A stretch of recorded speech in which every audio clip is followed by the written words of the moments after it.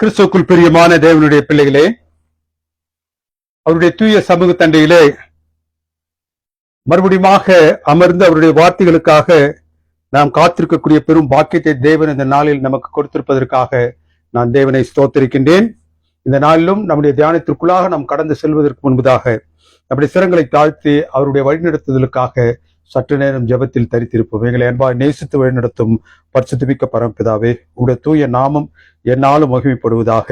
இந்த நாளிலும் தேவரீர் எங்களுடைய வாழ்க்கையில் நீர் பாராட்டி இருக்கக்கூடிய இந்த மகத்தான நன்மைக்காக உங்களுக்கு நன்றி செலுத்துகின்றோம். உங்களுடைய வார்த்தையை நாங்கள் கேட்கும்படியாகவும் அதன்படி தேவரீர் எங்களை நாங்கள் மறு உருவாக்கம் செய்து கொள்வதற்கு ஏதுவான பலனை பெற்றுக்கொள்ளும்படியாகவும் இந்த நாளில் நீர் எங்களுக்கு கிருபை பாராட்டியமைக்காக நன்றி செலுத்துகின்றோம்.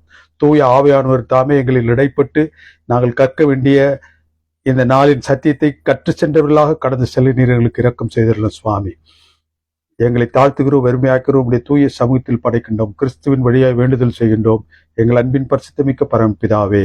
ஆமேன், ஆமேன். இஸ்ரவேல் ஜனங்கள் வாக்குத்தத்த தேசத்தை சென்று சேர்வதற்கென்று அவர்கள் புறப்பட்ட அந்த இடத்திலிருந்து அவர்கள் சென்று சேர வேண்டிய இடத்திற்கு செல்வதற்கு 40 நாட்கள் ஆகும். இந்த 40 நாட்களிலே அவர்கள் 29 நாட்களை கடந்து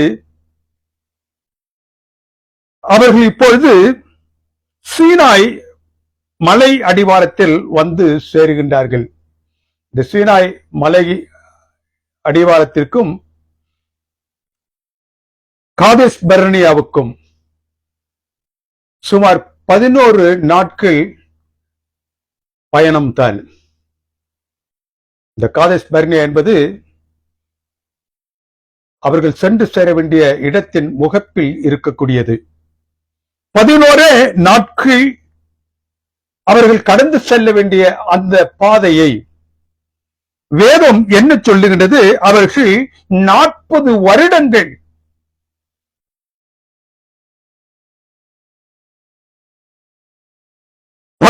நாட்களில் சென்று சேர வேண்டிய அந்த பிரயாணம் அவர்களுக்கு 40 வருடங்களை எடுத்துக்கொண்டது. எகிப்தில் இருந்து புறப்பட்ட 20 வயதிற்கு மேலான நபர்கள் ஒருவரும் அந்த வாக்குத்தத்தத்தின் தேசத்தை சென்று சேரவில்லை. வனாந்திரத்தில் அவர்கள் மரித்து போனார்கள். இஸ்ரவேல் புத்திரர்கள் 400 வருடங்களாக எகிப்தில் இருந்தார்கள். not as guests, neither as immigrant. அவர்கள் அங்கு விருந்தாளிகளாகவோ அல்லது குடியேறிய தகுதியில் உள்ளவர்களாகவோ அங்கு காணப்படவில்லை. they were as slaves, அடிமைகளாக அவர்கள் அங்கு காணப்பட்டார்கள். கொளுத்தும் வெயிலில் அவர்கள் அந்த குறிப்பிட்ட செங்கலை அறுக்க வேண்டும், இல்லை என்றால் அவர்களை வேலை வாங்குவதனுடைய அந்த சவுக்கினால் முதுகிலே அவர்கள் தாக்கப்பட்டார்கள். கொடுமையான வாழ்க்கை. இந்த எகிப்திற்கு 70 பேராக வந்து சேர்ந்தவர்கள் இப்பொழுது லட்சக்கணக்கில் பெருகிவிட்டார்கள். தேவனுக்கு பிரியமான தேவனுடைய ஜனங்களே, அந்த பெருக்கத்தை தடுக்க வேண்டும் என்பதற்காக பார்வோன் என்ன செய்தான்? அந்த எகிப்திலே பிறக்கக்கூடிய தலைச்சன் ஆண் பிள்ளைகள் அனைவரையும், எபிரேய பிள்ளைகள் அனைவரையும் நைல் நதியில் போட்டு கொன்றுவிட வேண்டும் என்று ஆணையை அவன் பிறப்பித்தான். எல்லா எபிரேய வாலிபர்களும் குழந்தைகளும் மரிப்பதற்கு ஏதுவாக ஒரு சட்டத்தை அவன் போட்டான். தேவன் இடைப்பட்டார். மோசே என்ற எபிரேய பிள்ளையை அவர் தெரிந்தெடுத்து எந்த நதியிலே அவர் அந்த குழந்தைகளை போட வேண்டும் என்று பார்வோன் ஆணையிட்டானோ அந்த நதியில் அவர் என்ன செய்தார்? ஒரு பல்லக்கு போன்ற ஒரு கூடையில் அவனை வைத்து அனுப்பும்படியாக செய்தார். எந்த நதியில் எபிரேய பிள்ளைகள் கொல்லப்பட வேண்டும் என்று கட்டளை பிறப்பிக்கப்பட்டதோ அந்த நதியில் அவன் மிதந்து செல்லுகின்றான். எந்த இடத்திலிருந்து அந்த பிள்ளைகள் கொல்லப்பட வேண்டும் என்ற கட்டளை பிறப்பிக்கப்பட்டதோ அந்த அரண்மனைக்கு மோசே குழந்தையாக செல்லுகின்றான், வளருகின்றான். 40 வருடங்கள் அவன் ஒரு பெரிய அந்தஸ்தில் வளர்ந்த வாழ்க்கையை அனுபவிக்கின்றான். திடீரென்று ஒரு எபிரேய வாலிபனை எகிப்தியன் கொள்வதை பார்த்த மாத்திரத்தில் அவனை இவன் தாக்கி அவன் மறிக்கும்படியாக செய்கின்றான். அதற்கு பயந்து அவன் வனாந்திரத்திற்கு செல்லும் பொழுது தேவன் அவனோடு பேசுகின்றார். நான் எகிப்தில் இஸ்ரவேல் புத்திரர்கள் படக்கூடிய அந்த பாடுகளை நான் அறிகின்றேன். அவருடைய குரல்கள், அவருடைய கண்ணீர் எனக்கு முழுவதாக நிற்கின்றது. ஆகவே நான் அவர்களை விடுதலை செய்ய போகின்றேன். அந்த விடுதலை செய்ய போகின்றேன் என்று சொல்லக்கூடிய அந்த மிக மகத்தான பணியில் உன்னை உபயோகிக்கப் போகின்றேன். 10 வாதைகளை அவர் கட்டளையிடுகின்றார். ஒவ்வொரு வாதையும் அடுத்து வரக்கூடிய வாதை அதனிலும் மோசமாக இருந்தது. தேவனுக்கு பிரியமான தேவனுடைய பிள்ளைகளே, அவர்கள் வணங்கக்கூடிய தெய்வங்களை அது பாதிக்கக்கூடிய அளவில் அந்த வாதைகள் என்ன செய்தது? எகிப்தில் காணப்பட்டது. நதி இரத்தமாக மாறிற்று. 3 நாட்கள் தேசம் முழுவதும் இருள் கவ்வியது. இறுதியாக எகிப்தினுடைய தலைச்சன் பிள்ளைகள் அனைவரும் மரித்துக் கொண்டு போனார்கள். தலைப்பிள்ளை சங்காரம்.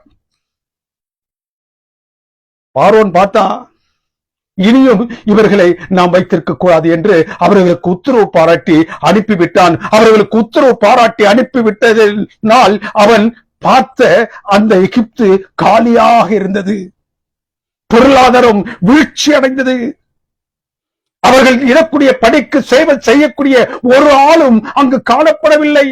சொகுசான அவர்களுடைய வாழ்க்கைக்கு ஒரு கேடு உண்டாயிற்று. ஆகவே அவன் என்ன செய்தான்? இவர்களை நான் எப்படியாகிலும் சென்று பிடித்துவிட வேண்டும் என்பதற்காக தன்னுடைய முழு படையையும் அவன் திரட்டிக் கொண்டு எவ்வளவு தூரத்திற்கு வேகமாக செல்ல முடியுமோ, எவ்வளவு தூரத்திற்கு அவர்கள் ஒருவரையும் விடாமல் திருப்பிக் கொண்டு வர முடியுமோ அவ்வளவு தூரத்திற்கு அவன் தன்னுடைய பிரயாணத்தை வேகப்படுத்திக் கொண்டு அவன் செய்கிறான். தன்னுடைய சகல இராணுவ பலத்தோடும் செல்லுகின்றான். தேவனுக்கு பிரியமானவர்களே, பஸ்காவின் இரவு நேரத்தில் லட்சக்கணக்கானவர்கள், ஒரு பெரிய திரள் கூட்டம் தங்களுடைய ஆபரணங்களை எல்லாம் தங்களுடைய கரங்களில் ஏந்திக்கொண்டு தாங்கள் எங்கே செல்ல வேண்டும் என்று அவர்கள் வழிநடத்தப்பட்டார்களோ அந்த இடத்திற்கு அவர்கள் இப்பொழுது சென்று கொண்டிருக்கின்றார்கள். They walked out of Egypt, but Egypt did not come out from them. எகிப்தை விட்டு அவர்கள் வெளியில் சென்றாலும் எகிப்து அவர்களிடமிருந்து வெளியில் வரவில்லை. ஒரே இரவில் அவர்களை தேவன் எகிப்திலிருந்து வெளியில் கொண்டு வந்தார். தேவனுக்கு பிரியமானவர்களே, அவர்களிடமாக இருந்த அந்த slave mentality, the fear, victim identity அவர்களிடமாக இருந்து எடுத்து போடப்பட 40 வருடங்கள் ஆகியது என்று வேதத்தின் இந்த பகுதி எனக்கு சொல்லுகின்றது. எகிப்தியர்களிடமாக இருந்த தங்கள் பட்ட அந்த அடிமையின் சிந்தை அவர்களை விட்டு நீங்கவில்லை. அவர்கள் எகிப்து விட்டு வெளியில் வந்த போதிலும் பயக்கு நாவி அவர்களை மிகவும் மாற்றிக்கொண்டிருந்துச்சு. தாங்கள் ஒரு அடிமை என்ற ஒரு சிந்தை அவர்களை உலுக்கிக் கொண்டிருந்தது. அந்நிய தேவர்கள் மீதான நம்பிக்கை இன்னும் அவருடைய மனசை விட்டு போகல.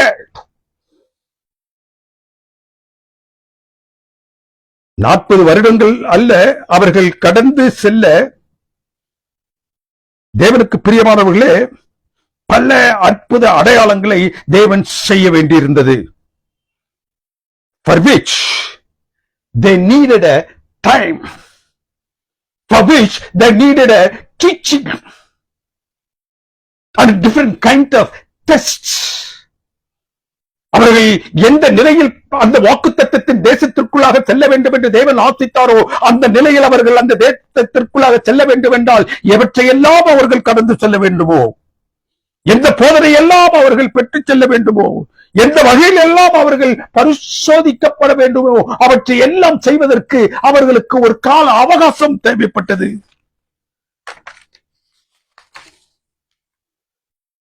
ஏன் அவர்கள் 11 நாட்களில் சென்று சேர வேண்டிய பயணம் 40 ஆண்டுகளாக ஆகி போயிற்று. எல்லாரும் போகும்படியாக கட்டளையிட்ட அந்த பார்வோன் சரிந்து கிடக்கக்கூடிய பொருளாதாரத்தை பார்க்கின்றான். அழைத்த அழைப்பிற்கு வராத அடிமைகள் அற்ற ஒரு நாட்டை பார்க்கின்றான். எந்த வேலையை அவன் செய்வதற்கு முற்பட்டாலும் அந்த வேலையை நிறைவேற்றுவதற்கான ஒருவரும் அங்கு இல்லை என்ற ஒரு சூழலை அவன் காண்கின்றான். அவர்களை மறுபடியும் திருப்பிக் கொண்டு வர முற்பட்டான். முழு படையையும் நான் கூறியது போன்று அவன் திரட்டிக் கொண்டான். எப்படியாகிலும் அவர்களை எவ்வளவு சீக்கிரத்தில் தன்னுடைய நாட்டிற்குள்ளாக அழைத்து வர வேண்டுமோ அவ்வளவு சீக்கிரத்தில் அவர்கள் கொண்டு வரப்பட வேண்டும் என்று அவன் ஆசித்தவனாக முனைப்போடு அவன் சென்றான். சுறுசுறுப்போடும் மிகுந்த உற்சாகத்தோடும் கடந்து செல்லக்கூடிய அந்த இஸ்ரவேல் புத்திரர்கள் 2 மலைகளுக்கு நடுவிலும் முன்பாக இருக்கக்கூடிய செங்கடலுக்கு முன்பதாகவும் அவர்கள் நின்று கொண்டிருக்கும் பொழுது பின்புறமாக இந்த பார்வோன் அவர்களை சந்திக்கும்படியாக, மேற்கொள்ளும்படியாக, வீழ்ச்சி அடிக்கும்படியாக, மறுபடியும் அவன் எகிப்திற்குள்ளாக சேர்த்துக் கொள்ளும்படியாக அவன் கடந்து வருவதை அவர்கள் பார்த்தார்கள். பயம், ஏற்கனவே இருக்கக்கூடிய அவருடைய பயத்தின் ஆவி இப்பொழுது அதிகமாக அவர்களை மேற்கொண்டது. அவருடைய வலிமையான ரதங்களுக்கு முன்பதாக நாம் எப்படி நிற்கப் போகின்றோம்? யோசிக்கிறாங்க. இந்த பார்வோனிடத்தில் அடிகள் வாங்கியாவது நாங்கள் சந்தோஷமாக அடிமையின் அந்த நிலையில் நாங்கள் வாழ்ந்தாலும் இவர்களுடைய வாழ்க்கை சௌகரியமாக நடந்து கொண்டிருந்தது. இப்போது இடையில் இவர் தாங்கள் இங்கு வந்தது நிமித்தம் அவன் நம்மை கொன்று போட போகின்றானே. We are going to lose our lives.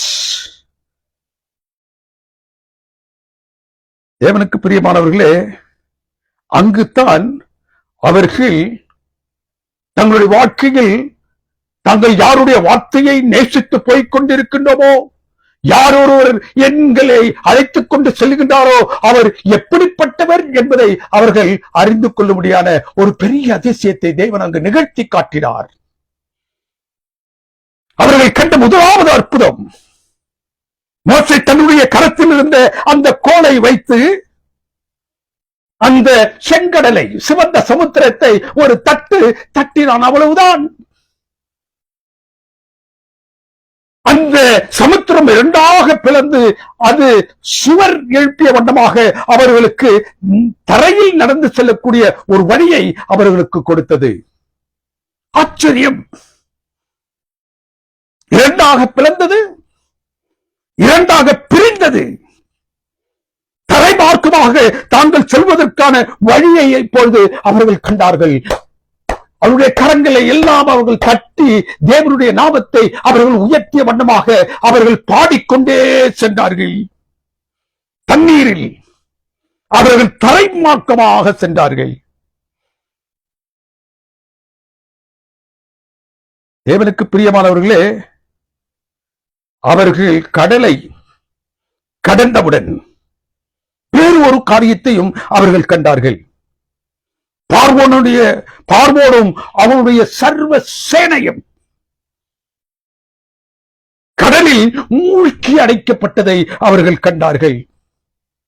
இன்று கண்ட இந்த எகிப்தியனை இன்று ஒருபோதும் நாங்கள் காண்பதில்லை. அவருடைய பாடல்களின் வரிகள் இதுதான். இஸ்ரவேலரை தேவன் பார்வோன் கைக்கு தப்புவித்ததை பார்த்து அவர்களுக்கு கடல் அவனையும் அவன் சேனையும் முற்றிலுமாக அழித்து போடுவதை அவர்கள் பார்த்தார்கள். அந்த கடலானது அவன் வந்த பாதையை மாத்திரம் மூடி போடவில்லை. அந்த கடலானது அவன் பார்வோனையும் அவனுடைய சர்வ சேனையும் மாத்திரம் மூடி போடவில்லை. வேறொன்றையும் அவர்கள் கண்டார்கள். என்ன? தாங்கள் விட்டு வந்த அந்த எகிப்திற்கான பாதை, திரும்பி போகக்கூடிய பாதை இனிமேல் இல்லை என்பதை அவர்கள் கண்டார்கள். There was no way back to the Egypt anymore. அவர்கள் என்ன நினைத்தாலும் அந்த எகிப்திற்கு மறுபடியும் திரும்பி செல்ல வேண்டும் என்ற ஒரு மகத்தான அந்த பாதையை தேவன் என்ன செய்தாரு? மூடி போட்டார். ஒருவேளை அந்த பாதையை அவர் ஏற்படுத்தி கொடுத்து அந்த பாதை வழியாக இந்த பார்வோனும் அவனுடைய சேனைகளும் அழிந்து போகும்படியாக மூடினாலும் கூட அந்த பாதை இந்த இந்த இஸ்ரவேல் புத்திரர்களுக்கு மறுபடியும் சென்று சேர வேண்டும் என்ற நம்பிக்கை இல்லாத, நம்பிக்கை அவர்களுக்கு கொடுக்காத பாதையாக அது மூடி போடப்பட்டது.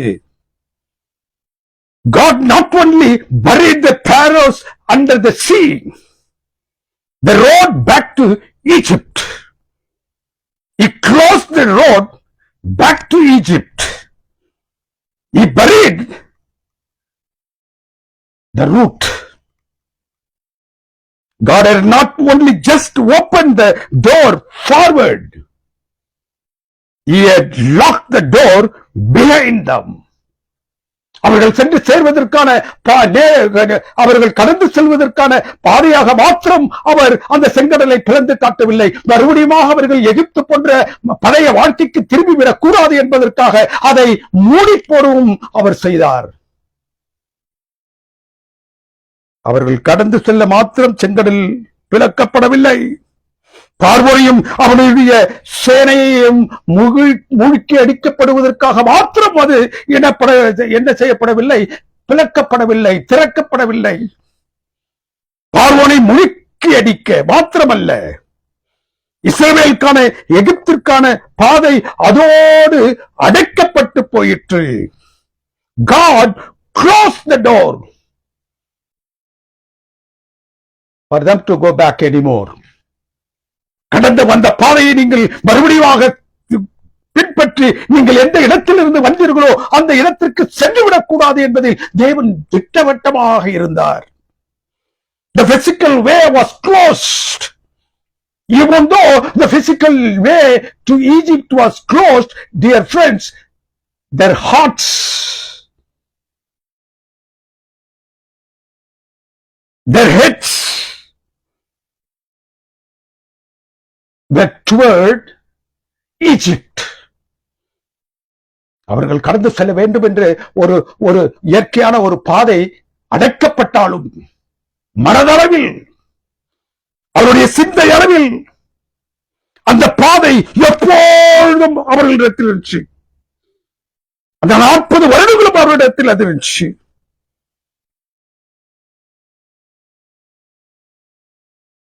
வருடங்களாக அவர்கள் அந்த எகிப்தை தங்களுடைய இருதயங்களை தாங்கிக் கொண்டு சென்றார்கள். எகிப்தை எகிப்தில் விட்டவர்களாக அல்ல, சுமந்தவர்களாக அவர்கள் கடந்து வந்து கொண்டிருந்தார்கள். அவ்வளவு மகத்தான விடுதலை அற்புதத்தை 3 நாட்கள்ல அவங்க என்ன செஞ்சாங்க? செங்கடலை பிளந்து தரைமார்க்கமாக இவர்களை விடுவித்து பின்னோக்கி அவர்களை தாக்கும்படியாக வரக்கூடிய அந்த பார்வோனை அந்த கடலில் மூழ்கி அடிக்க செய்து இவ்வளவு அற்புதங்களை அவர் செய்து அவர்களை விடுவித்தாரே, அந்த அவ்வளவு அற்புதங்களையும் 3 நாளில் அவர்கள் மறந்து போனார்கள்.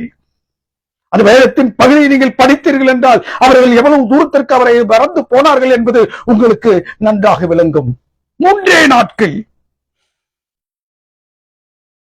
மாறா என்று சொல்லக்கூடிய இடத்துக்கு வராங்க. அங்க குடிப்பதற்கு நீர் இல்லை. உடனே முறுமுறுப்பு. பிரவாகி தின்ற கடல் நீர் அதற்குள்ளாக மீண்டு வந்த அவர்கள் இப்பொழுது குடிநீர் பிரச்சனையை அவருக்கு முழுவதாக வைக்கின்றார்கள். கடல் நீரிலேயே உங்களுடைய ஆத்துமாக்களை தப்புவித்தவர் குடிநீரற்ற நிலையில உன்னை விட்டு விடுவார். யோசிக்கலாம். இந்த பிரச்சனையை தேவன் ஒரு மர துண்டை, ஒரு கிளையை அந்த மாறாவில் அவர் போட்டதின் விளைவாக அது இனிப்பான குடிக்கக்கூடிய மதுரமான நீராக மாறியது. 3 நாள்ல மறந்துட்டாங்க செங்கடலின் அனுபவத்தை. 3வது நாளும் பிரச்சனை. 3வது நாளும் அவர்களை தாங்கி அவர்களை ஒன்றும் செய்யாமல் அவர்களுக்கு என்ன தேவை என்பதை அவர் உணர்ந்து அந்த தேவையை அவர்களுக்கு பாராட்டினார். தேவனுக்கு பிரியமான தேவனுடைய பிள்ளைகளே, ஒன்றை மாத்திரம் மறுபடியும் அவர்கள் சொல்லிக்கொண்டே இருந்தார்கள். எப்பொழுதெல்லாம் அவர்களுக்கு பிரச்சனை அவர்களுக்கு முன்னதாக நிற்கிறதோ அப்பொழுதெல்லாம் நாங்கள் எகிப்தில் இப்படி இருந்தோமே, எங்களுடைய வாழ்க்கையை எகிப்தின் வாழ்க்கை நன்றாக இருந்ததே என்று சொல்லி சொல்லி தேவனை அவர்கள் மனமடைவாக்கிக் கொண்டே இருந்தார்கள். 3 நாட்களுக்கு பிறகு மாறாவில் இந்த பிரச்சனை. அதுக்கப்புறம் 1.5 மாசம். அந்த 1.5 மாச இடைவெளியில இன்னொரு பிரச்சனை, உணவு பிரச்சனை. அப்பொழுது நாங்கள் எகிப்தை நினைத்துக் கொள்ளுகின்றோம். நாங்கள் விரும்பிய இறைச்சியை அந்த புசித்தோமே, இந்த வனாந்திரத்துக்கு எங்களை கொண்டு வந்து பசியினால் மாண்டு போக நீர் செய்கின்றீரே. மோசையை நோக்கி அவர்கள் குரல் எழுப்புகிறார்கள். எகிப்தில் தாங்கள் புசித்த உணவை குறித்து அவர்கள் பேசுகின்றார்கள்.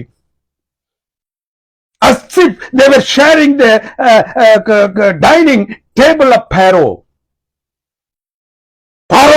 பார்வோனுடைய அந்த மேஜையில் அவர்கள் பந்தி அமர்ந்தது போன்று பேசுகின்றார்கள்.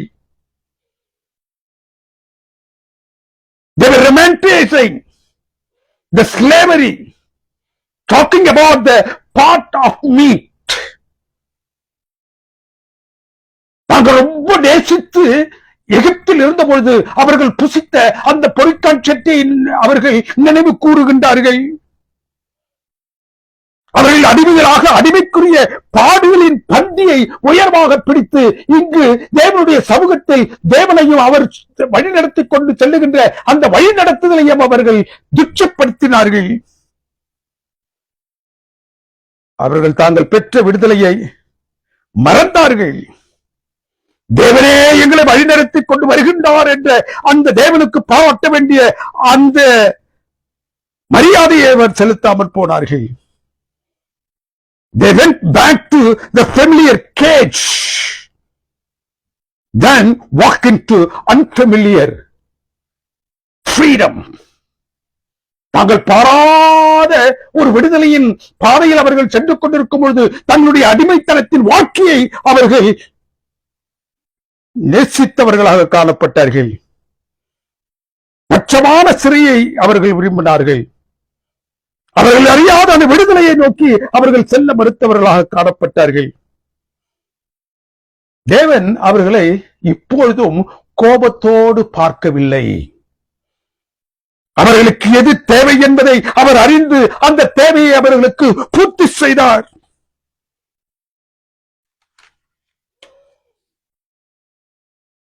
தேவனுக்கு பிரியமானவர்களே, யாத்திராகம் 16 அதிகாரம் 3வது வசனம், நாங்கள் இறைச்சி பாத்திரங்கள் அண்டை அமர்ந்து அப்பத்து திருப்தியாக சாப்பிட்ட எகிப்து தேசத்திலே கர்த்தருடைய கரங்களினால் செத்து போயிருந்தால் நலமாயிருந்திருக்கோமே.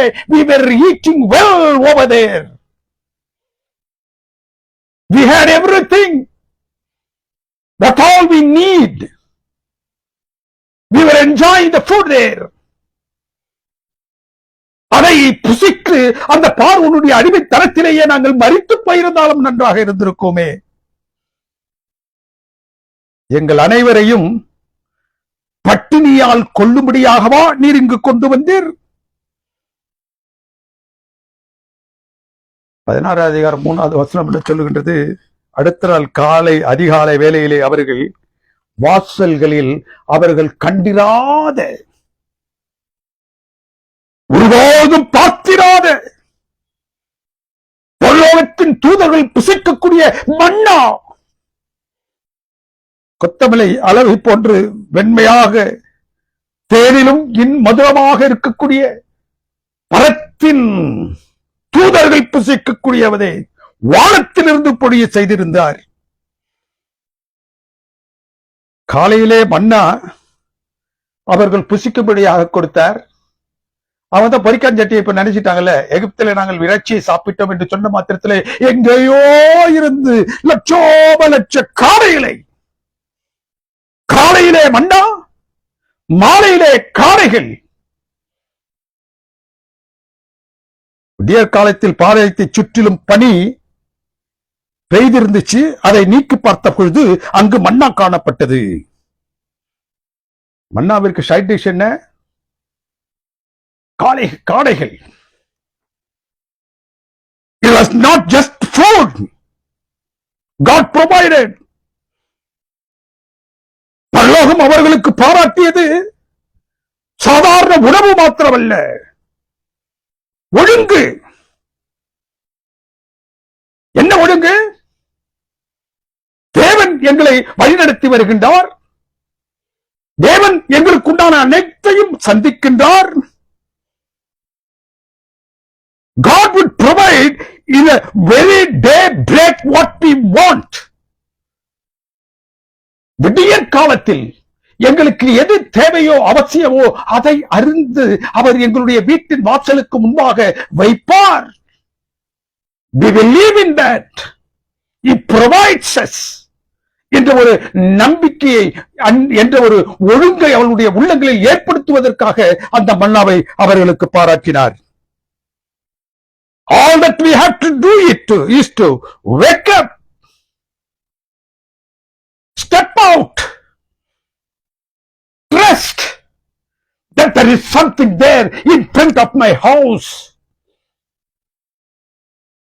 எடு, நடந்து செல்.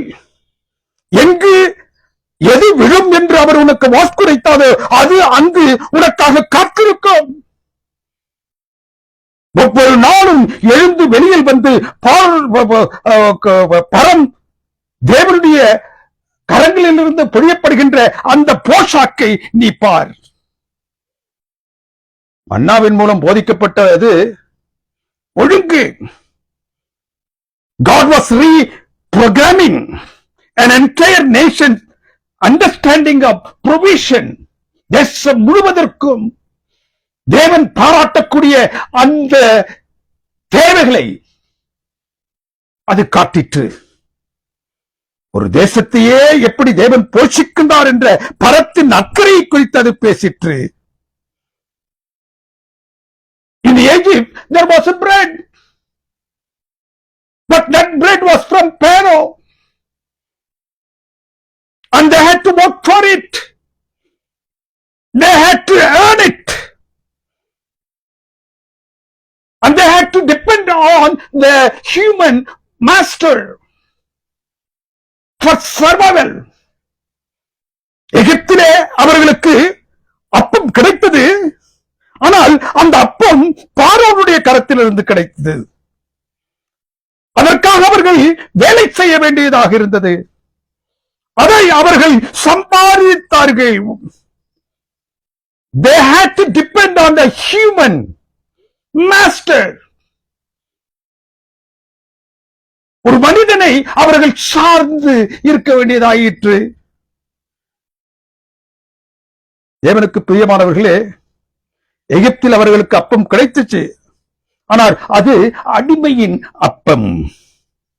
ஆனால் வனாந்திரத்தில் மன்னா வானத்திலிருந்து விழுந்தது. They woke up and it was ready there on the threshold. எழும்ப வேண்டும், அதை போல் அதை வெளியில் சென்று எடுத்து வர வேண்டும். இவ்வளவுதான். மன்னாவின் மூலம் தேவன் அவர்கள் மூளையில் மூழ்கி கிடந்த அந்த ஸ்லேவரி எக்கனாமி இருக்கு இல்லையா, அதை எரித்து போட்டு கிரேஸ் எக்கனாமியை வைத்தார். அடிமைத்தனத்தின் மூலமாக எழுப்பப்பட்ட அவங்களுடைய பொருளாதாரம் இப்பொழுது தேவனுடைய கிருபையின் நிமித்தமாக எழுப்பப்பட்ட பொருளாதாரமாக அது மாறி போயிற்று. எகிப்தின் அடிமை பொருளாதாரம் எப்படி பரத்தின் கிருபை பொருளாதாரமாக மாறிற்று? தேவன் அதை மாற்றினார். மன்னா அடிமைத்தனத்தின் அப்பம் அல்ல, அது விடுதலையின் விருந்து என்பதை இஸ்ரவேல் மக்கள் விளங்கிக் கொள்ளும்படியாக அவர் கொடுத்ததுதான் முதல் பாடம். மன்னாவில் இருக்கக்கூடிய முதல் பாடம். There was another lesson. The second lesson is also taught for them through manna. என்ன? கர்த்தராகிய இயேசு கிறிஸ்து சோதிக்கப்படும்படியாக அவர் சத்துருவாகிய சாத்தானால் கொண்டு செல்லப்படும் பொழுது எதை உபாகமத்தின் புத்தகம் 8வது அதிகாரத்தில் கூறினாரோ அதையே இப்பொழுது அவனிடத்தில் கூறுகின்றார். அவன் அங்கு கீழே கிடக்கக்கூடிய கற்களை அப்பமாக எடுத்து மாற்றி புசிக்கும்படியாக சொன்ன மாத்திரத்தில் அவர் என்ன சொல்லுகின்றார்? Man does not live by bread alone.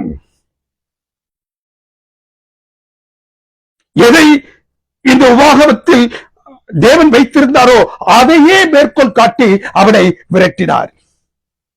Manna was not just a provision. தேவனுக்கு பிரியமானவர்களே, it was a prophecy pointing out something great. மனுஷன் அப்பத்தினால் மாத்திரமல்ல, தேவனுடைய வாயிலிருந்து வரக்கூடிய ஒவ்வொரு வார்த்தையினாலும் அவன் பிழைப்பான். ஒரு மனிதனின் பிழைப்பூட்டக்கூடிய அப்பத்தை குறித்து அது பேசுகின்றது. நித்தியத்திற்குள்ளாக அவன் பிழைப்பூட்டப்படும்படியான அப்பத்தை குறித்து அது பேசுகின்றது. யாரை குறித்து இது பேசுகிறது? இந்த மன்னா யாரை குறித்து கர்த்தராகிய இயேசு கிறிஸ்து பேசுகின்றார்? யாரை குறித்து இந்த உபாகமத்தின் புத்தகம் 8வது அதிகாரம் பேசுகின்றது? அப்பத்திற்கு அடுத்த நிலையில இனி வரக்கூடிய மேசியாவை குறித்து. யோவானின் புத்தகம் 6வது அதிகாரம் 48வது வசனம், நானே ஜீவ அப்பம். கிறிஸ்து சொல்றாரு, நானே ஜீவ அப்பம் என்றவர் வானத்தில் வனாந்திரத்தில் இஸ்ரவேலர்கள் புசித்த அப்பத்தை குறித்தும் அவர் பேசுகின்றார். வனாந்திரத்தில் அவர்கள் புசித்த அப்பம் மரணத்திற்கு அப்பால். It did not work beyond the death. அவர்களை வழி நடத்தவில்லை. அந்த மன்னாவை புசித்து அவர்கள் என்ன செய்தார்கள்? மரித்து போனார்கள்.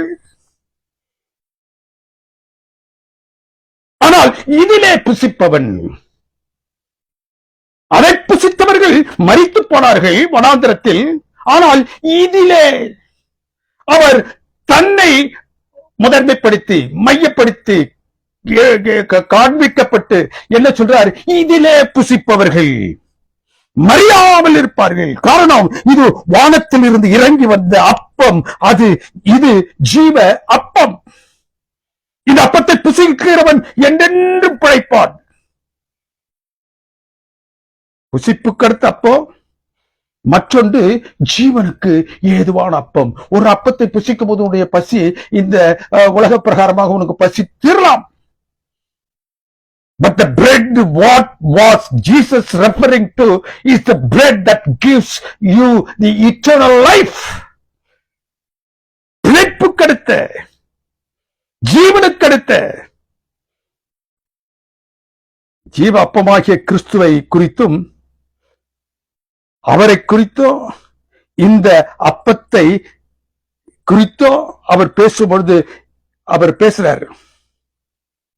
இந்த அப்பம் ஜீவனுக்கு அடுத்த அப்பம்.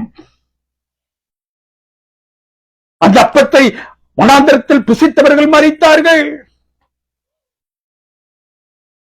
ஆனால் இந்த அப்பத்தை புசிக்கிறவனோ என்றைக்கும் பிழைப்பான். வரப்போகிற அந்த அப்பத்தை குறித்து, மனுக்குலத்துக்கு ஜீவனை கொடுக்க போகின்ற அந்த அப்பத்தை குறித்து தேவனுக்கு பிரியமானவர்களே இந்த அனுபவங்கள் பேசுகின்றது. கர்த்தராகிய இயேசு கிறிஸ்துவை குறித்து பேசுகின்றது. உபாகமம் 8வது அதிகாரத்தில் வரப்போகிறவரை குறித்து, ஜீவனை கொடுக்க வரப்போகிறவரை குறித்து அது பேசுகின்றது. 3வது பாடம், இந்த மன்னாவில் இருந்து என்னத்தை நான் கற்றுக்கொண்டுகின்றேன்? When they stockpile or gather extra, when they try to save it. 3 காரியங்களை பார்க்கிறோம். அந்த மன்னா கொடுக்கப்படும் பொழுது அதை தங்களுக்கென்று அதிகமாக சேர்த்துக் கொள்பவர்கள், சேர்த்து மற்ற நாட்களுக்காக வைப்பவர்கள், அவற்றை எப்படியாகவும் கொண்டு வந்து இனி வரப்போகிற நாட்களுக்கு உணவுக்கு எதுவாக அதை உபயோகிக்க வேண்டும் என்ற நிலையில அவற்றை எல்லாத்தையும் சேமித்து வைப்பவர்கள். அப்படி சேமித்து வச்சாங்க அந்த மன்னாவை. அது என்ன ஆச்சா, வேதம் என்ன சொல்றது? இட்ஸ் டேங்க், நாரி போயிற்று. இட் ராட்டட், கெட்டு போயிற்று. 16 நாள் யாத்திராகமத்தின் புத்தகம் என்ன சொல்லுகின்றது? ஒவ்வொரு நாளுக்குரியதை ஒவ்வொரு நாள்ல நீ என்ன செய்ய? எடுத்துக்கொள். உன்னுடைய இல்லத்தில் இருக்கக்கூடியவர்கள் எத்தனை பேரோ அந்த நபர்களுக்கு தகுந்தது போன்று நீ அந்த மன்னாவை எடுத்துக்கொள். நீ ஒருவேளை குறைவாய் எடுத்தாய் என்றால் அது நீ புசிக்கும் பொழுது உனக்கு நிறைவாய்விடும். நீ ஒருவேளை அதிகமாக எடுத்துக்கொண்டு வந்தால் உனக்கு தேவைக்கு போக உள்ளது அன்றைய நாளிலேயே அது உருகி போய்விடும், கட்டு போயிடும். இன்னும் ஒரு அருமையான ஒரு இறையியல் தாக்கத்தை இங்கு வேதம் பேசுகின்றது மன்னாவுக்கு அடுத்த நிலையில.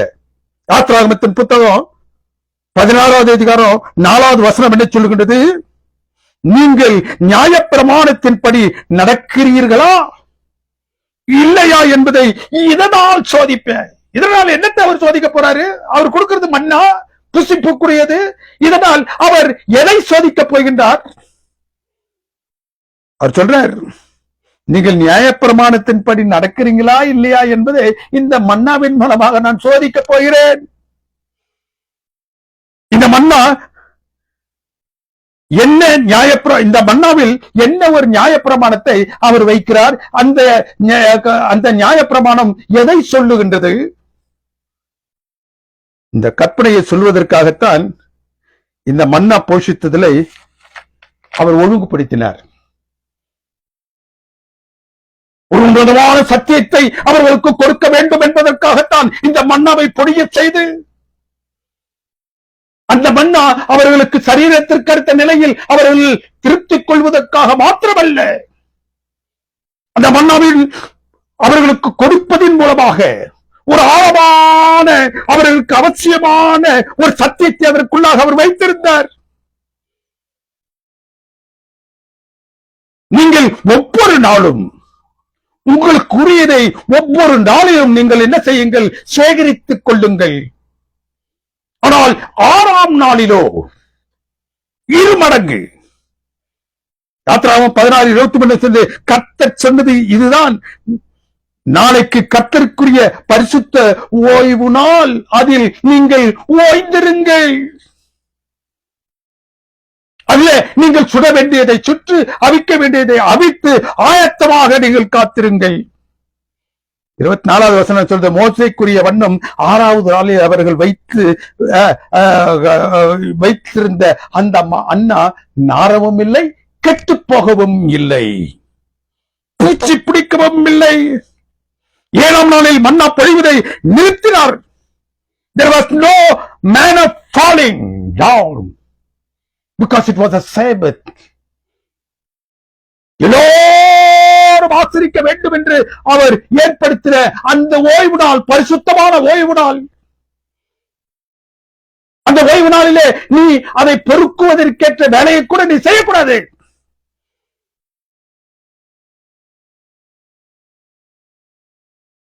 தேவனுக்கு பிரியமானவர்களே, 29வது வசனத்தில் என்ன சொல்றாரு? பாருங்கள், கர்த்தர் உங்களுக்கு ஓய்வு நாளை அருளினபடியினால் அவர் உங்களுக்கு 6ஆம் நாளிலே 2 நாட்களுக்கு வேண்டியதை கொடுத்தார். 7ஆம் நாளில் ஒருவனும் தான் இருக்கக்கூடிய இடத்தை விட்டு புறப்படாமல் இருப்பானாக. don't move anywhere. 30வது வசனம் சொல்வது, மன்னாவின் மூலமாக ஓய்வு நாளை குறித்தும் கற்பனையை குறித்தும் அவர் பேசுகின்றார். அதோடு நிறுத்திடல. இன்றைக்கு ஒரே குழப்பம் கிறிஸ்தவத்துல. எது ஓய்வு நாள்? ஞாயிற்றுக்கிழமையா, சனிக்கிழமையா? இவருக்கு பிரியமானவர்களே, இந்த மன்னாவை இஸ்ரேல் புத்திரருக்கு கொடுத்ததன் மூலம் எது ஓய்வு நாள் என்பதை அவர் சொல்லுகின்றார். 6 நாட்களிலும் அந்த மன்னா பெய்தது.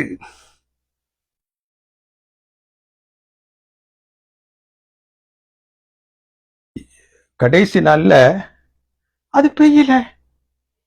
There was no manna falling down from heaven on 7th day because it was a Sabbath. பரிசுத்தமான நாளாக இருந்தபடியினால், ஓய்வு நாளாக இருந்தபடியினால் அந்த நாளில் மன்னா பொழியவில்லை. பரலோகத்தை செஞ்சு, ஏன்னா பரலோகத்திலும் ஒரு வேலை அல்ல. அந்த மன்னாவை கொண்டு வந்து அந்த பாளையத்தில், அந்த வனாந்திரத்தில் போடுவதற்கு தூதர்கள் பணிக்கப்படவில்லை. Because they were also observing Sabbath.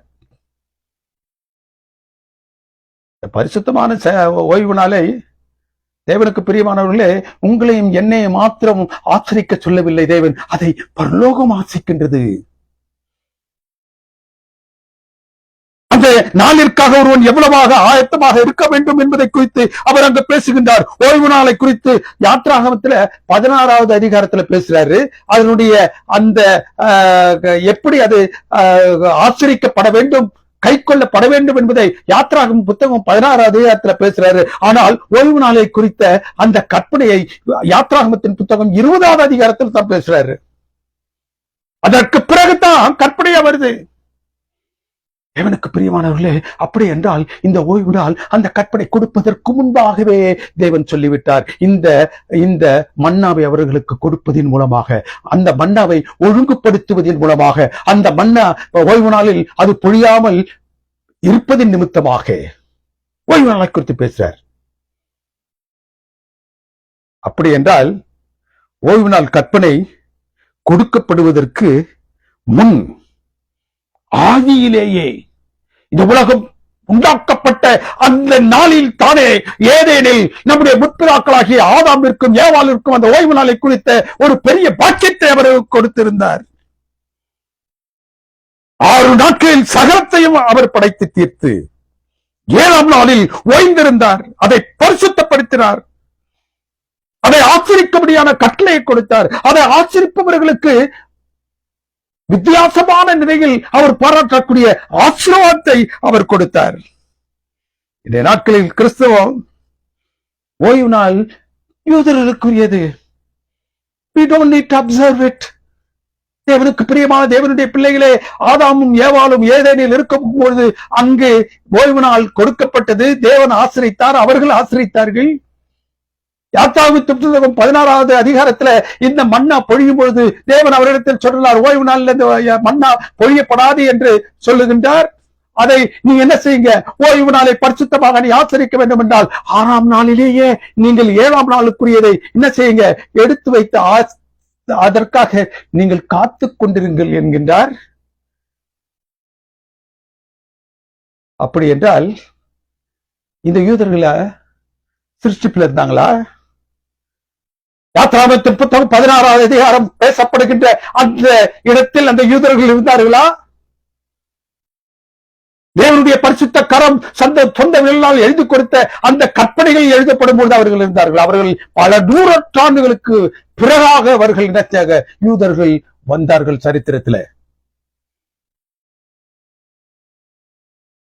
தேவனுக்கு பிரியமான தேவனுடைய பிள்ளைகளே, கர்த்தர் சொன்னது இதுதான். நாளைக்கு கர்த்தருக்குரிய பரிசுத்தமான ஓய்வு நாள், அதில் ஓய்ந்திருங்கள். மன்னாவின் மூலமாக அவர்கள் தங்கள் சிந்தையில் அடைத்து வைத்திருக்கக்கூடிய தாங்கள் அடிமைகள் என்று சொல்லக்கூடிய அந்த சிந்தையை மாற்றுவதற்காக அவர் முற்பட்டார். கர்த்தராகிய இயேசு கிறிஸ்துவே வரப்போகின்ற ஜீவ அப்பம், அவருக்காக காத்திருக்க வேண்டும் என்ற அவசியத்தை அவர் பேசினார். இந்த மன்னாவின் பொழிதலினுடைய ஒழுங்கை அவர் செய்யும் பொழுது ஓய்வு நாளை முக்கியப்படுத்தினார். அது எப்பொழுது சாபிக்கப்பட்டது என்று சொல்லுகின்றார். அது எப்படி கை கொள்ளப்பட வேண்டும் என்பதை சொல்லுகின்றார். அந்த ஆசிரியப்பினுடைய முக்கியத்துவத்தை சொல்லுகின்றார். தேவனுக்கு பிரியமான தேவனுடைய பிள்ளைகளே, மன்னாவின் மூலமாக இந்த 3 பாடங்களையும் தேவன் தன்னுடைய பிள்ளைகளுக்கு சொல்லுகின்றார். Crossing red sea, manna and now water. ஒரு பெரிய அற்புதத்தை செங்கடல் பிறப்பதன் மூலமாக அவர்களுக்கு செய்து காட்டினார். காலையிலே வந்த மாத்திரத்திலே தன்னுடைய இல்லத்திற்கு ஊதாக கொட்டி கிடக்கக்கூடிய அந்த மன்னாவை அவர் பார்க்கின்றார். இப்போது நீர் ரவி தீமுக்கு வந்துட்டாங்க. இப்போ அந்த இடத்துல அவங்களுக்கு பருகுவதற்கு நீர் இல்ல. மறுபடியும் அவர்கள் புராணத்தை பாட ஆரம்பித்து விட்டார்கள். நாங்கள் எகிப்திலே இப்படி இருந்தோமே, எகிப்திலே அப்படி இருந்தோமே, எங்களை இந்த வனாந்திரத்திலே கொல்லுவதற்காகவா கொண்டு வந்தீர்?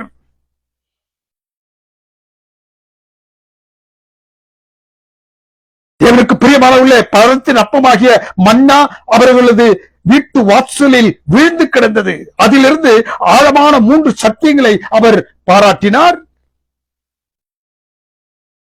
அவர்கள் தங்களுக்கு வேண்டும் என்று ஆசித்து காத்திருந்த இப்போது அந்த நீர் மூலமாக நம்மோடு அவர் பேச ஆசிக்கின்றார். இந்த குடிநீர் பிரச்சனை நிமித்தமாக அவர்கள் மோசையை கல்லறியும் அளவிற்கு அவருக்கு எதிர்நிலையில் செயல்பட்டார்கள். Person can survive without food for any longer time, but not without water. அப்பத்தி வானத்திலிருந்து பொழிய செய்து அவர் போஷித்தார். எவ்வளவு பேருக்கு அது வேண்டும் என்றார்களோ அவ்வளவுக்கு பேருக்கு அது விடும்படியான ஒரு பெரும் ஒரு சூழலை உருவாக்கி கொடுத்தார். இப்போது 20 லட்சம் பேர். He needs to provide the water, hygienic water. அவர்களுக்கு, அவருடைய கால்நடைகளுக்கு, அவர்கள் பாசமாக வளர்க்கக்கூடிய மிருக ஜீவன்களுக்கு 20 லட்சம் பேர் பிளஸ் பிளஸ் பிளஸ். எப்படி அவர்களை தாகம் தீர்ப்பது?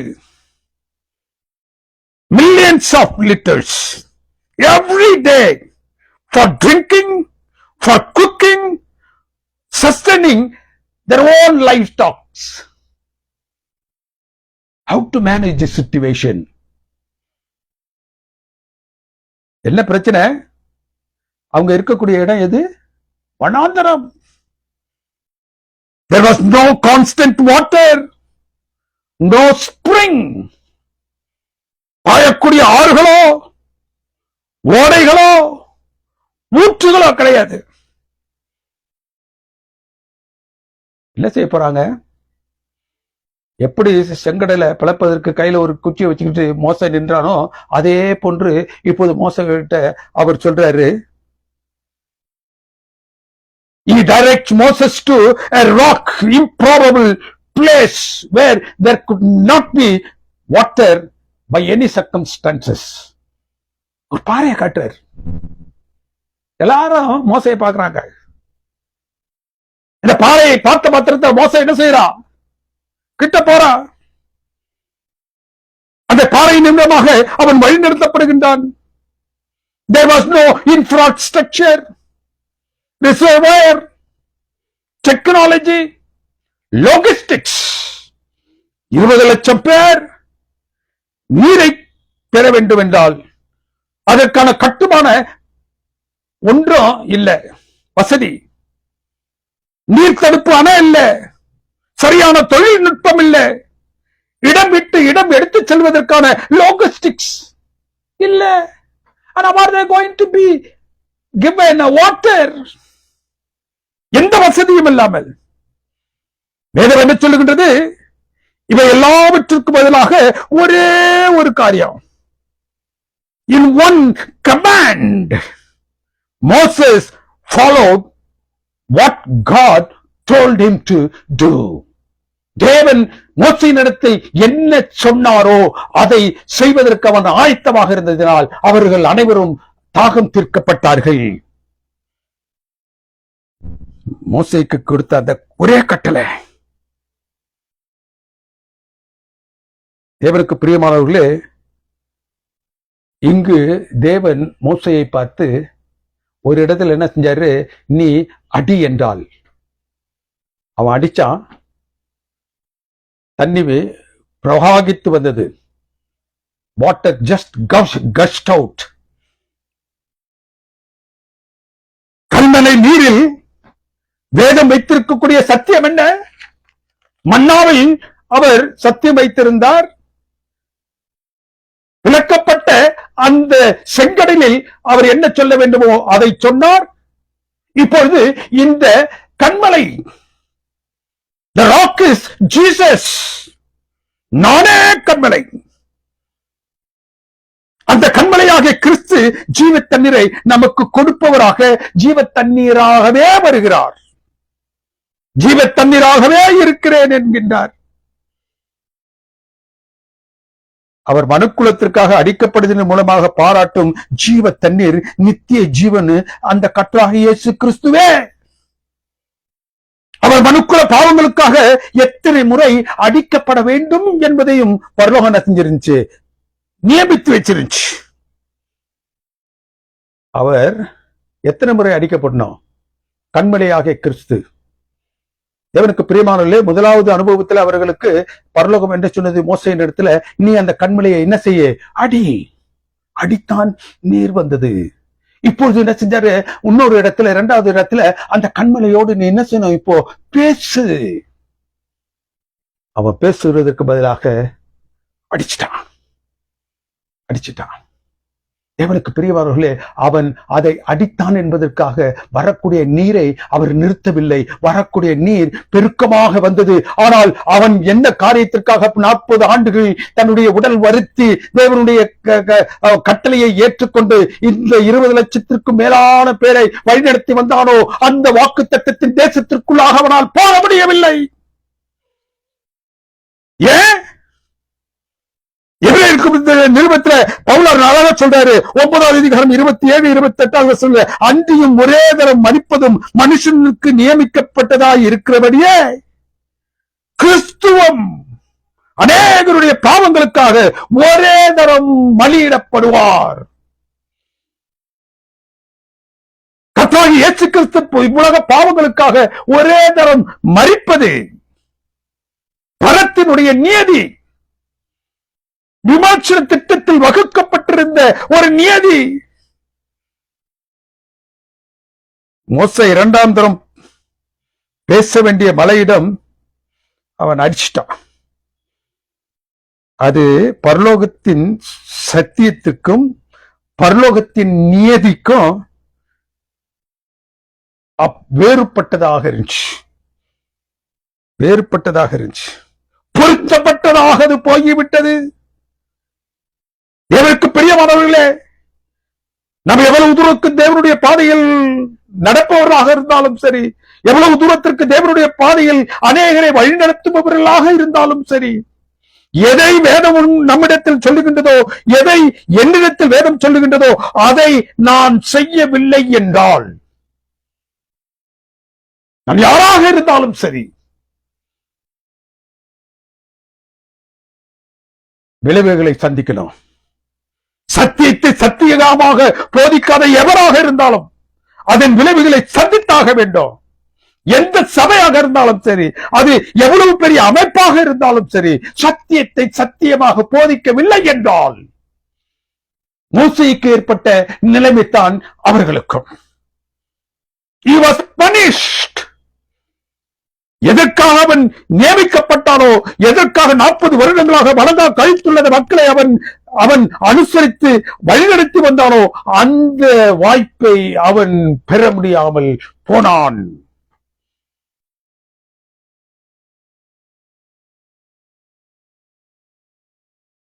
தேவனுக்கு பிரியமானவர்களே, பரம் எப்பொழுதும் தனக்கு விரோதமாக செல்லக்கூடியவர்களை, தன்னுடைய வார்த்தைக்கு விரோதமாக செல்லக்கூடியவர்களையும் சரி, செல்லக்கூடிய சபையையும் சரி, செல்லக்கூடிய இயக்கங்களையும் சரி, செல்லக்கூடிய அமைப்புகளையும் சரி, அது என்ன செய்யும்?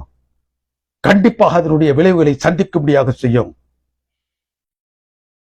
இதுதான் இந்த நீர், கண்மலையில் இருந்து வரக்கூடிய நீரின் மூலமாக பரலோகம் நமக்கு கற்பிக்கக்கூடிய பாடம்.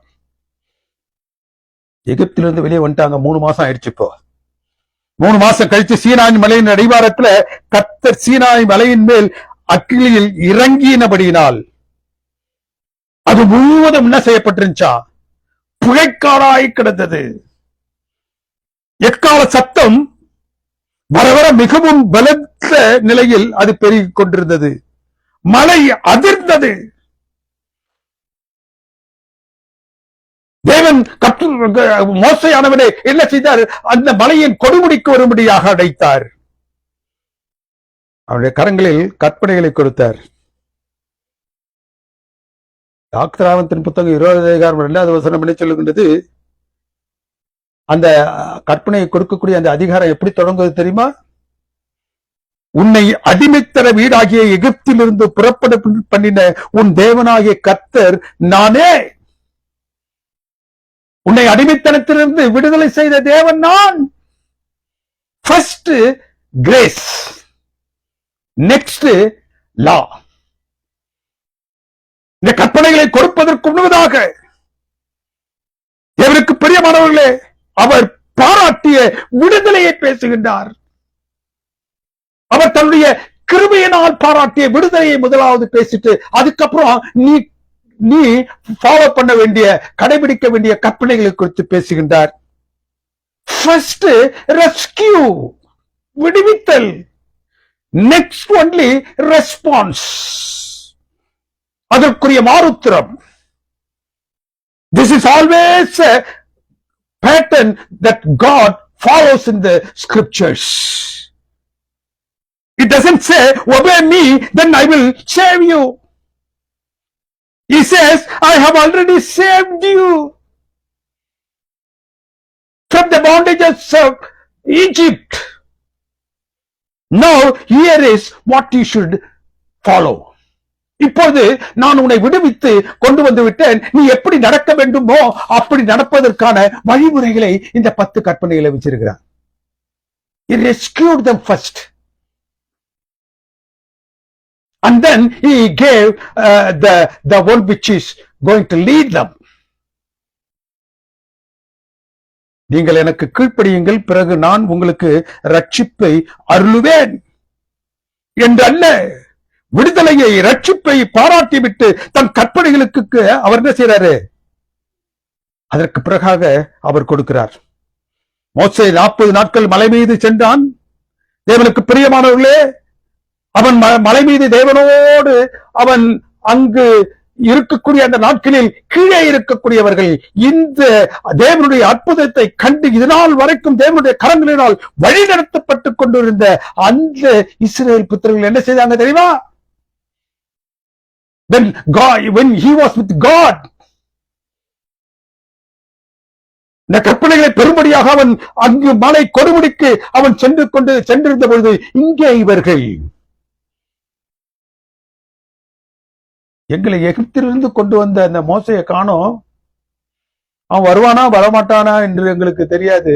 ஆகவே எங்களுக்காக நீர் இப்பொழுது என்ன செய்யணும்? ஒரு தேவனை, கடவுளை உண்டாக்க வேண்டும். செங்கடலை பிளந்து மன்னாவை பாராட்டி பாறையிலிருந்து நீரை கொடுத்து அவர்களை அதிசயமாக பாராட்டி அவர்களை வழிநடத்தி கொண்டு வரக்கூடிய தேவனிடத்தில் அவர்கள் என்ன சொல்லுகின்றார்கள்? மோசே எங்களை வழிநடத்தினான். They were only looking at the human leadership, not that which was behind him. அவனுக்கு பின்பாக இருந்து வழிநடத்தக்கூடிய தேவனுடைய கரத்தை அவர்கள் இதுவரை என்ன செய்யல, காணவில்லை. தேவனுக்கு பிரியமானவர்களே, அவனை இப்போ காணோம். எங்களை வழிநடத்திக் கொண்ட அந்த மோசையை இப்போது காணோம். இப்போது எங்களுக்கு ஒரு தேவனை நீ உண்டாக்கணும், ஒரு கடவுளை உண்டாக்கு. They are now went to create a God. தேவனை உண்டாக்கும் நிலைக்கு அவங்க வந்துட்டாங்க. தேவனால் உண்டாக்கப்பட்டவர்கள் நாங்கள் என்பதை அவர்கள் மறந்து இப்பொழுது தேவனை உண்டாக்கக்கூடியவர்களாக மாறி போனார்கள். வேதத்தின் பகுதி என்ன சொல்லுகின்றது? தாங்கள் அந்த எகிப்திலே சம்பாதித்த அந்த வருமான மனத்தையும் அங்கு சேர்த்த அந்த பொன் மற்றும் வெள்ளி ஆபரணங்கள் அனைத்தையும் தங்களுடைய கரங்களில் இறுக பற்றி கொண்டு வந்தார்கள். எதுக்காக என்றால் வாக்குத்தத்தத்தின் தேசத்திற்கு போய் அங்கு பலியிடும் பொழுது இவைகளை உபயோகிக்க வேண்டும் என்பதற்காக. வாக்குத்தத்தத்தின் தேசத்திற்கு எடுத்துச் செல்லப்பட வேண்டும் என்று கொண்டு வந்த அந்த நகைகளை இப்பொழுது என்ன செய்கின்றார்கள்? இடையிலேயே ஆரோக்கியத்தில் என்ன சொல்லுகின்றாங்க? இவைகள் அனைத்தையும் நீர் உருக்கி make us a God. அவர்கள் எதை உயர்வாக கருதி தங்களுடைய கரங்களில் இறுகப்பட்டவர்களாக வந்தார்களோ அவற்றை இப்போது நீ என்ன செய்ய? உருக்கு. You make us a God. அந்த கடவுளை உருக்கணும் என்ன ஆகும்? நாங்கள் எங்களுடைய வருமானத்தில்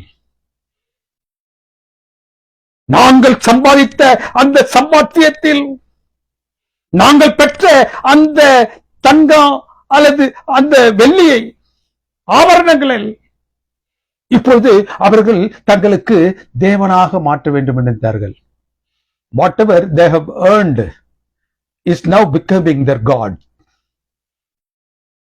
அவர்களுடைய தேவன், அவர்கள் உண்டாக்கிற தேவன்.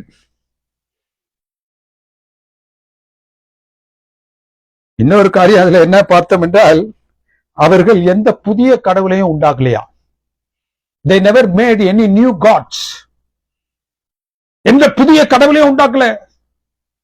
எதை உண்டாக்குனாங்களா? எகிப்தின் கடவுளாகிய எப்பிஸ் ஹெதிரான் என்று சொல்லக்கூடிய கடவுள்களில் அவர்கள் அந்த எகிப்தில் கண்ட சிறு வயதில் முதற்கொண்டு அவர்கள் கண்ட கடவுள்கள் எகிப்தின் கடவுள்கள். அப்படின்னா என்ன அர்த்தம்னா, they went back to something Egyptian, something familiar. அவர்கள் மறுபடியும் அந்த எகிப்திற்கு இப்போது சென்று போய்விட்டார்கள். அவர்கள் மறுபடியும் எகிப்திற்கு சென்று போக கூடாது என்பதற்காக அவர்கள் கடந்து வந்த அந்த எகிப்துக்கான பாதையை பார்வோனையும் வச்சு அவர் மூடிய நிலையிலோ அவர்கள் தங்கள் உள்ளங்களில் எதை சுமந்து வந்தார்களோ அந்த கடவுளர்களுக்கு அவர்கள் சிலை செய்தார்கள். Their hearts were only in Egypt.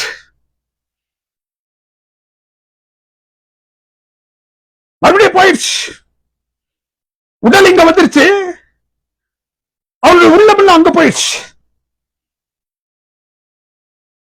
தேவனுக்கு பிரியமானவர்களே, இட் வாஸ் நாட் ஜஸ்ட் ஐடாலட்டரி. அது விக்கிரகம் மாத்திரமல்ல, it was regression. It was regression. அது ஒரு சிலை வணக்கம் மாத்திரமல்ல, ஒரு பெரிய பின்னடைவு. They went back all the way. எவ்வளவு கஷ்டப்பட்டு தேவன் அவர்களை போஷித்து நேசித்து வழிநடத்தி எதிலிருந்து எதெல்லாம் வர முடியாதோ அவற்றையெல்லாம் பரீட்சிக்க செய்து எதை பிளக்க முடியாதோ அவற்றையெல்லாம் பிளந்து அவர்களை சந்தோஷத்தோடு வழிநடத்தி செல்லும் பொழுது they went back. அவர்கள் பின்னடைவை சந்தித்தார்கள். எகிப்தின் அடிமைத்தனத்திலிருந்து மீட்க எகிப்துக்கு கொண்டு வந்த 10 வாதைகள், செங்கடல் பிளந்து தரைமார்க்கமாக நடந்த அந்த நடை, வனாந்தரத்தில் பரிசுத்த தூதர்கள் புசிக்கக்கூடிய மன்னா, பாறையை பிளந்து நீர், இரவில் வழி நடத்த அக்கினி ஸ்தம்பம், பகலில் வழி நடத்த தேவனுக்கு பிரியமானவர்களே மேகஸ்தம்பம். அவர்கள் தேவனிடமாக கண்ட ஒரு அற்புத அடையாளம் என்று ஒன்று, அவர்கள் மூளையில ஒன்னும் தங்கல. Nothing was there in their mind. Nothing there was there in their mind. அவர் செய்த எதுவுமே அவருடைய மனசுல இல்லை. அவர்கள் மாறவும் இல்லை. அவர்களில் எந்த விதமான மாற்றமும் ஏற்படுத்த முடியவில்லை.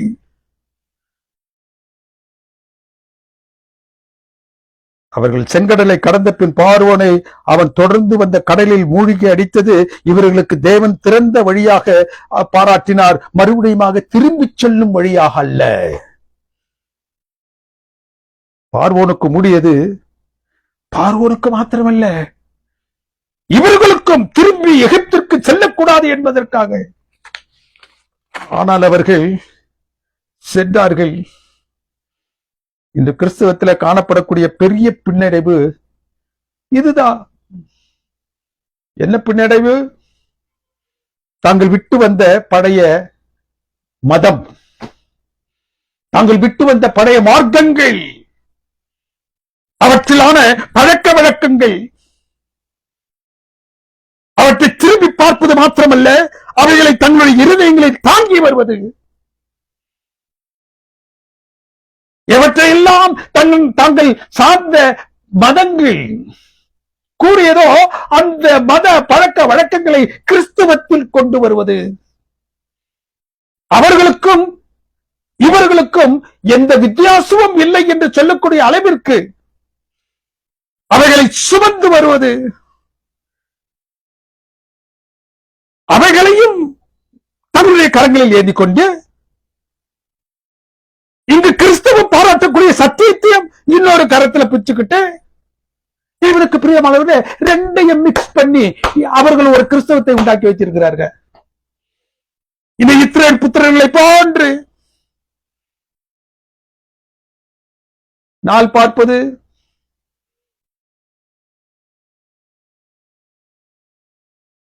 நல்லது கெட்டது பார்ப்பது, இந்த நேரத்தில் இது செய்யப்பட வேண்டும் என்ற அந்த அந்த சாஸ்திரங்களின் வழியாக தங்களை இணைத்துக் கொள்ளுவது எல்லாம் அதிர்ச்சி. கிறிஸ்தவத்தில் கிறிஸ்துவத்திற்கும் மற்ற மதங்களுக்கும் எந்த வித்தியாசமும் இல்லை என்று சொல்லக்கூடிய நிலையில தேவனுக்கு பிரியமானவர்களே, நாம் எங்கு சென்று கொண்டிருக்கின்றோம்? ஏன் 11 நாளில் சென்று சேர வேண்டிய வாக்குத்தத்தத்தின் தேசத்தை அவர்கள் 40 வருஷங்கள் கடந்து செல்லும்படியாக தேவன் அனுமதித்தார். தேவனுக்கு பிரியமானவர்களே, அங்கு புறப்பட்டவர்களில் யாருமே என்ன செய்யல?